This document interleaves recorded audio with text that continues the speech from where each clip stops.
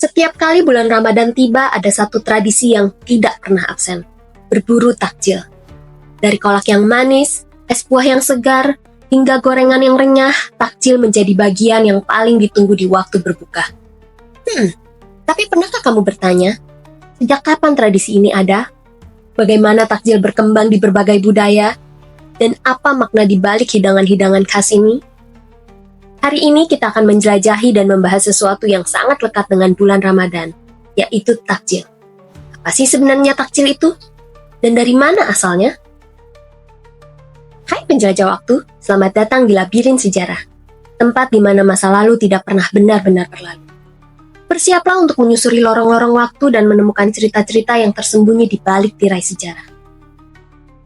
Tahukah kamu, kata takjil sebenarnya berasal dari bahasa Arab, yaitu takjil, yang artinya menyegerakan. Dalam konteks puasa, takjil merujuk pada kegiatan menyegerakan berbuka puasa sesuai anjuran Rasulullah. Dalam hadis, Rasulullah bersabda bahwa umat Islam dianjurkan untuk menyegerakan berbuka puasa ketika waktunya tiba.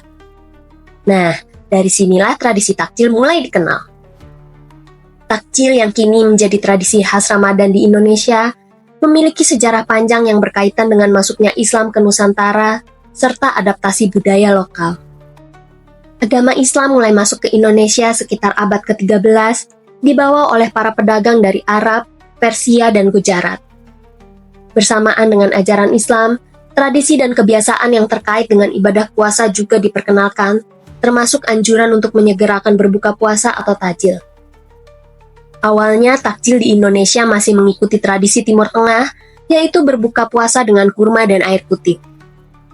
Namun seiring waktu, masyarakat Nusantara mulai mengadaptasi tradisi ini dengan bahan dan cita rasa lokal. Seiring berjalannya waktu, terutama di Indonesia makna takjil berkembang menjadi lebih luas. Takjil tidak hanya sekedar berbuka dengan air atau kurma, tetapi juga identik dengan hidangan kecil atau cemilan manis yang dinikmati sebelum makan besar. Hal ini dipengaruhi oleh budaya masyarakat Indonesia yang kaya akan kuliner dan tradisi berbagi. Indonesia dikenal sebagai negara yang kaya akan rempah-rempah dan bahan pangan. Masyarakat Nusantara pun mulai menciptakan hidangan berbuka puasa yang sesuai dengan selera dan kearifan lokal. Beberapa contoh takjil khas Indonesia yang muncul antara lain kolak yang terbuat dari pisang, ubi atau singkong dengan kuah santan dan gula aren, es buah yang terdiri dari campuran buah-buahan segar dengan sirup dan es, serta gorengan seperti pisang goreng, bakwan, atau tempe mendoan. Juga ada kue tradisional seperti lupis, klepon, atau nagasari. Hidangan-hidangan ini menjadi pilihan takjil karena praktis, mengenyangkan, dan mudah dibuat dengan bahan-bahan yang tersedia di sekitar. Pasar Ramadan menjadi salah satu faktor paling penting dalam perkembangan tradisi takjil di Indonesia. Pasar ini muncul sebagai tempat berkumpulnya masyarakat untuk membeli makanan berbuka puasa.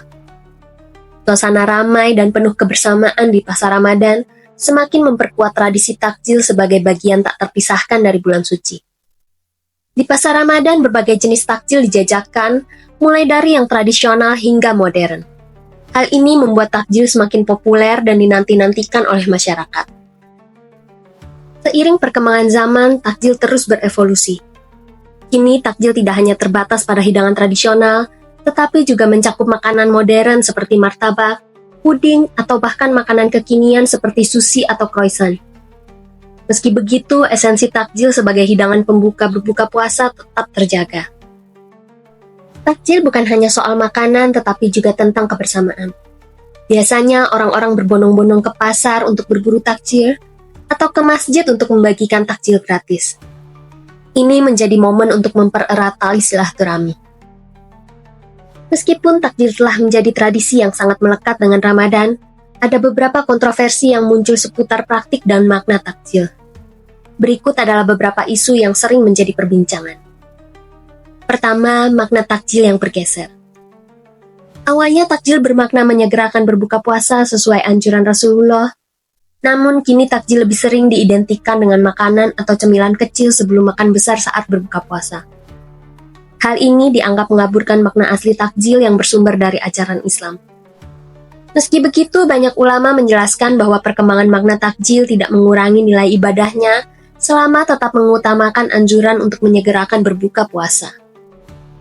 Kedua, takjil sering dijadikan ajang konsumerisme.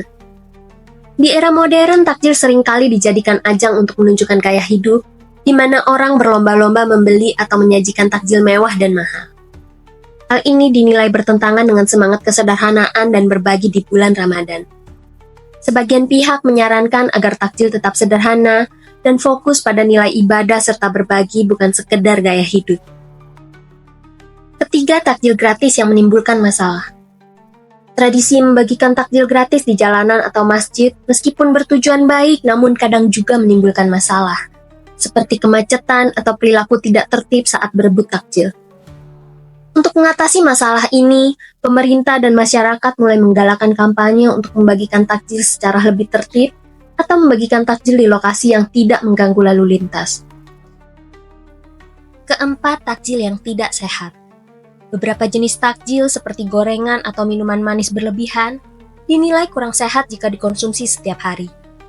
Hal ini bisa berdampak buruk bagi kesehatan, terutama setelah berpuasa seharian. Ahli gizi menyarankan untuk memilih takjil yang lebih sehat seperti buah kurma, air putih, atau makanan bergizi seimbang. Kelima, takjil dan isu sosial. Ada anggapan bahwa tradisi takjil hanya dinikmati oleh kalangan tertentu, sementara orang-orang yang kurang mampu kesulitan untuk mendapatkan takjil yang layak. Untuk mengatasi hal ini, banyak komunitas dan organisasi sosial yang menggalakkan program berbagi takjil kepada kaum duafa, sehingga nilai berbagi dalam tradisi takjil tetap terjaga. Tradisi takjil tidak hanya memiliki nilai positif, tetapi juga tantangan yang perlu dihadapi. Namun dengan pemahaman yang baik dan kesadaran bersama, takjil tetap bisa menjadi sarana untuk meningkatkan ibadah, kebersamaan, dan kepedulian sosial di bulan Ramadan. Di Indonesia, takjil menjadi momen yang dinanti-nantikan selama Ramadan. Dengan berbagi takjil, kita juga belajar tentang kepedulian terhadap sesama, terutama bagi mereka yang membutuhkan. Ini adalah salah satu nilai yang indah dari bulan Ramadan.